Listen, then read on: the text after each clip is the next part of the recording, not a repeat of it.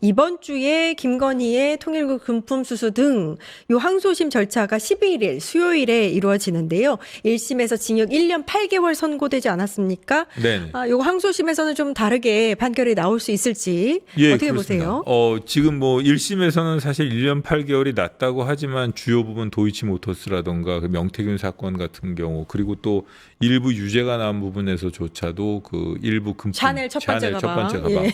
그 부분 같은 경우가 아무런 뭐 구체적인 청탁이 없는 관계에서 오고 간 그냥 사교성 금품 뭐 답례품 이런 식의 판단을 했지 않습니까? 이 상식에 반하지 않는데 중요한 것은 이진관 부장 재판부 같은 경우에는 이거는 그게 아니라는 취지로 맞습니다. 그리고 일반적인 상식 그 국민들이 생각하는 법 감정에 맞는 판단이 나왔거든요. 결국은 그 판단에 근거해서라도 서로 간에 다투게 될 겁니다. 이 특검과 김건희 씨 재판부, 김건희 씨 변호인들이 서로 간에 아주 그냥 치열한 공방이 이어질 것으로 보여집니다. 다만 중요한 것은 결국은 무죄 부분을 뒤집어야 할 특검 쪽이 약간 불리한 것은 맞는데 그렇지만은 이 전체적인 다른 이진관 부장 재판부라든가 전체적인 여론이 나쁘진 않고 일반적인 법조인들의 그 통상적인 법조인들의 의견 자체도 1심 판결에는 여러 가지로 문제가 있다는 것을 지적하고 있으니까요. 제가 보기엔 항소심에서 그 부분은 뒤집어질 것으로 보이는데 중요한 것은 양형 아닌가 싶습니다. 어떤 식으로 보더라도 1년 8개월이라는 양형은 지나치게 가볍거든요. 그러니까 그 부분에 대해서도 양형 판단이 새로 이루어져야 할 것이고 특히 이진관 부장 재판부에서 내렸던 그 윤영호 본부장의 그 통일교 청탁 부분 있지 않습니까? 그 부분이 일부 무죄 조금밖에 지나지 않지만 그 부분이 바뀐다면 전체적인 양형이 바뀌게 돼 있거든요. 그러면은 이제 나중에 항소심에서 그 부분을 유죄로 판단하는 이상 1심의 양형은 더 이상 판단은 유지될 수가 없기 때문에 새로 형을 정한다 그러면서 이제 형량이 높아질 가능성이 높겠죠. 그러니까 김건희 1심 판단에서 무죄가 나온 게 유죄로 다시 판단을 내려질 수도 있고 1년 8개월이라는 형량도 조금 더 늘어날 수도 있다라고 그렇습니다. 보신 겁니다. 예. 그러니까 전성배를 심판한 그 이진관 부장판사의 판결 내용이 그나마 여러 가지로 유죄 측면에서 많이 판결이 났기 때문에 이 부분을 감안한다면 김건희 항소심도 좀 희망을 가지고 제대로 된 판결을 볼 수 있을 만하다. 그런가 하면 1심에서 잇따른 무죄와 공소기각 판결을 받았던 김건희 특검에 대해서 한 재판부가 증거 목록조차 이제 제출하지 않아서 어떻게 재판을 이런 식으로 준비할 수 있느냐라고 좀 이제 화를 냈다고 하네요. 그러니까 맞습니다. 그 도피 은닉 뭐 이와 관련된 뭐 본류라고는 할 수는 없지만 그래도 중요한 재판이라고 할 수 있지 않습니까? 국민적 관심이 집중되어 있는 사건인데 어떤 이유에서든 간에 이렇게 특검에서 인수인계 절차가 제대로 이루어지지 못해가지고 증거 목록의 제출이 좀 늦어졌다는 점. 그리고 그 때문에 공판기일이 제대로 진행되지 못하고 수년 연기될 수밖에 없었다는 점에 대해서만큼은 좀 아쉬움이 남는 것 같습니다. 사실 이 공판 검사 생활을 하다 보면 수백 건씩 인수인계를 하게 되는 경우가 있거든요. 수백 건씩 인수인계를 하게 되는데 그런 경우에도 이렇게 보면은 그런 간단한 사건이라 하더라도 하나하나 메모를 남겨놓습니다. 다음 기일에 해야 될 점이 무엇인지 재판부의 요청 사항이 뭐기 때문에 준비를 해야 되는 것. 그리고 이게 바로 부임하게 될 검사가 제대로 이걸 내용을 파악을 못해서 바로 작성이 어려울 것 같은 사건은 미리 다 작성을 해가지고 그 사이에 끼워놓고 가거든요. 근데 그런 인수인계 절차를 밟아야 되는데 이게 그냥 통상적인 사건도 아니고 상당히 중요한 사건이고 국민적 관심이 비록 본류에선 좀 벗어나 있다고 하지만 그래도 국민적 관심이 집중되어 있는 사건인데 이런 일이 생겼다는 점에서는 좀 아쉬움이 남는 것 같습니다. 김건희 특검이 그동안 이제 잘 해왔으면 모르겠는데 사실 여러 가지 해태했던 부분도 있었고 그다음에 이제 검정색 넥타이를 다 같이 메고 재판에 참석해서 모두 다 이제 좀 논란이 됐던 그런 부분도 있었고 약간 이제 국민적으로 봤을 때도 열심히 하고 있는 게 맞나라는 생각이 들 정도로 1심 선고도 김건희 1심 선고도 제대로 된 판결이 판결이 나오지 않았었기 때문에 예. 이 증거 목록을 준비하지 않았다. 수백 건이라고 하셨는데 김건희 특검이 수백 건을 다루고 있지는 않지 않습니까? 수백 건은 아니죠. 예. 수백 건도 아니고 사실 한 명이 수백 건을 하는 것인데 여기는 뭐 수십 명의 담당자들이 있고 그게 한 수십 건 정도 담당하고 있는 것이라서 사실 이게 뭐 난이도는 많고 증거 목록도 길겠죠. 하지만 그렇다고 해서 이걸 갖다가 이렇게 인수인계를 좀 부실하게 하고 넘어갈 수 있었을까? 그런 점에 대해서는 일반적인 경우라면 이거는 뭐 비위 발생해서 이게 뭐 정직 징계까지는 안 가더라도 통상적으로 만약 이런 중대한 사건, 지역사회에 이렇게 관심이 집중되어 있는 일반적인 사건에서 이런 일이 생긴다 그러면 검사장 주의 정도도 줄 수 있는 사안이 아닌가 싶습니다. 그래요? 예. 그러니까 사실 피고인이 재판 지연시키려고 한 것도 아니고 특검이 준비 부족으로 결심이 연기됐다. 이거는 네. 정말 한번 어떤 인수인계 과정에서 어떤 문제점이 있는지는 살펴봐야겠지만 만약 이 경우에 인수인계를 했는데도 불구하고 이게 인수인계가 제대로 안 됐다던가 인수인계에 대한 준비가 부족했다면 그건 분명히 문제가 있습니다. 한번 점검을 좀 제대로 해봤을 거라고 믿고 계속해서 공판 유지를 공소 유지를 제대로 해주셨으면 하는 바람입니다. 이 같은 11일 수요일에요. 한덕수의 내란 중요임무 종사 혐의에 대한 또 항소심 첫 공판이 열린다고 합니다.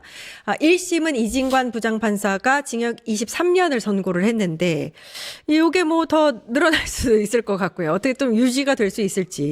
그 한덕수 총리 본인 입장에서는 무죄를 받을 수는 없는 사안입니다. 없는 상황이죠. 일부 부분에 대해서는 본인이 자백도 했고 그리고 다른 뭐 일부 부분에 대해서는 너무 명확하게 법리 판단이 났기 때문에 본인은 일단 방조 혐의로 기소됐다가 중요임무 종사로 그렇죠. 23년을 선고받았지 않았습니까? 그런 부분과 관련해서 법리적인 주장도 펼치겠지만 결국은 형량을 조금이라도 낮추는 줄일 수 있도록 최선을 다하는 그런 공파 방어 전략을 취할 것 같고요. 최대한 양형 자료 그리고 다른 사람 피고인과의 뭐 균형이라던가 이런 여러 가지 요소들을 주장하면서 본인이 고령이라는 점 사실 뭐 한덕수 총리의 경우에는 실제로 고령이기도 합니다.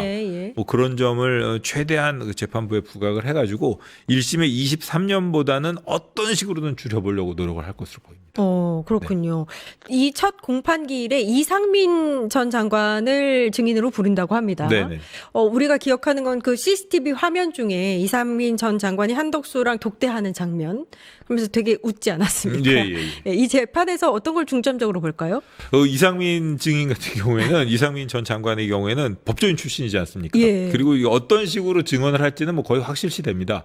사실 뭐 그렇게 재미있는 얘기는 안 나올 것 같고 계속 헌법재판소라던가 다른 형사재판에서처럼 본인이 피고인으로 기소돼서 재판 중이기 때문에 그와 관련해서 증언을 거부하겠다. 그 부분은 재판장님도 계속 아마 그런 식으로 형사소송법의 증언 거부권의 그 예외 증언 거부권 그 사유를 들면서 그렇겠네요.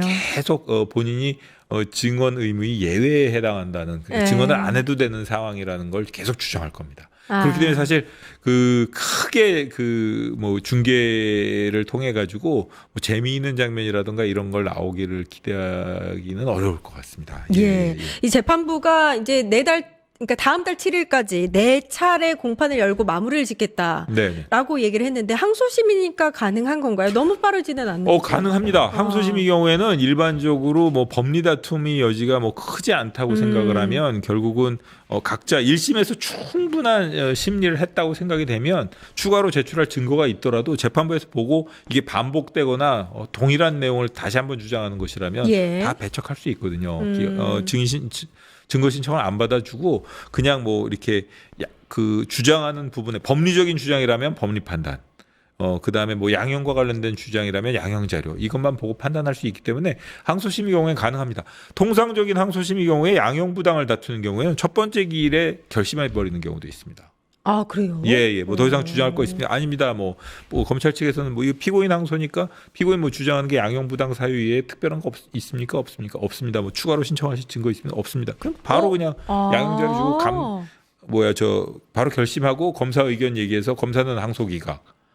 피고인 측에서는 좀 관대한 형벌을 내려달라 이런 식으로 원심 판결을 파기하고 원심보다 적은 형량을 선고해달라 이런 의견 진술하고 바로 결심해버리는 경우도 있습니다. 아, 예. 그럴 수도 네네. 있군요. 그러니까 뭐 지금 이제 나오는 얘기는 이상민이나 박성재처럼 중요 이제 증인들의 어떤 신문이 이루어지느냐에 따라서 이 재판이 어떻게 갈지 모른다. 뭐 이런 얘기도 있지만 이미 1심에서 여러 가지 뭐 그 중요한 것들은 다 밝혀진 상황이니까. 중요한 것이 밝혀지고 특별한 사정 변경이 있을 게 없죠. 그 의견이나 뭐 이렇게 본인들의 입장이라든가 태도가 극적으로 바뀔 가능성이 없는 사안에서 다시 한번 증인을 뭐 부른다든가 예를 들면 제가 뭐 박성지 장관 그 재판에 나가서 증언을 했지만 예. 2심 항소심에서 다시 불러서 저를 증인으로 부른다고 거의 해서 대동소이 할 것이다. 제가 뭐 달라지겠습니까? 왜 저를 또 부르시나요? 뭐 이런 제가 오히려 저도 나오고 싶지 않습니다. 이런 얘기밖에 할 게 없는데 그렇지 않겠습니까? 김건희 재판하고는 조금 또 다를 것이다. 네네네.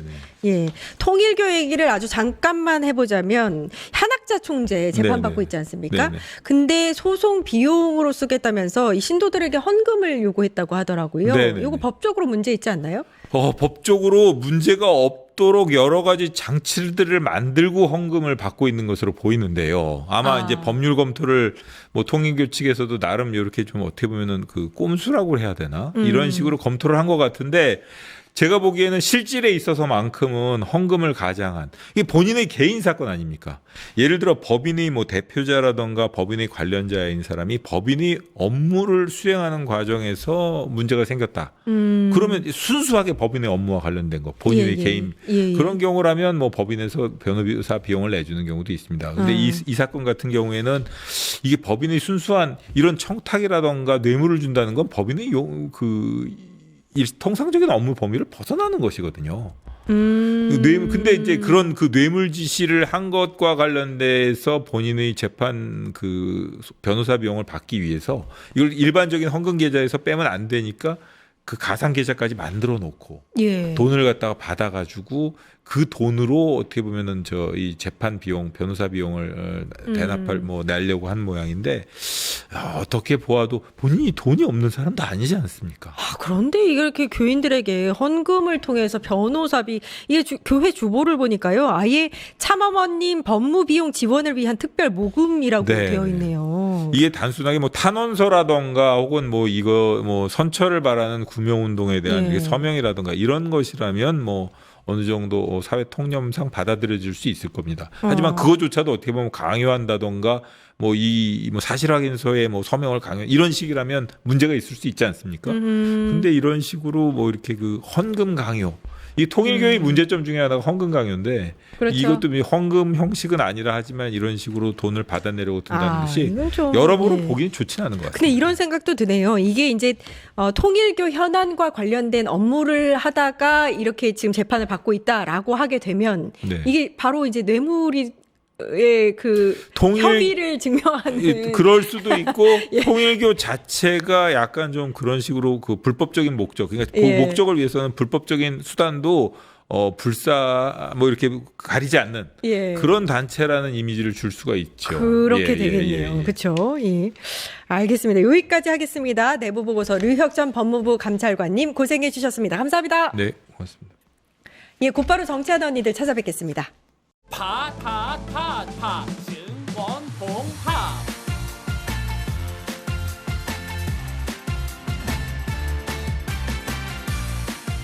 이제 저녁 8시 30분 퇴근 후 퀴즈 한판 혼자 하지 마세요. 같이 해요.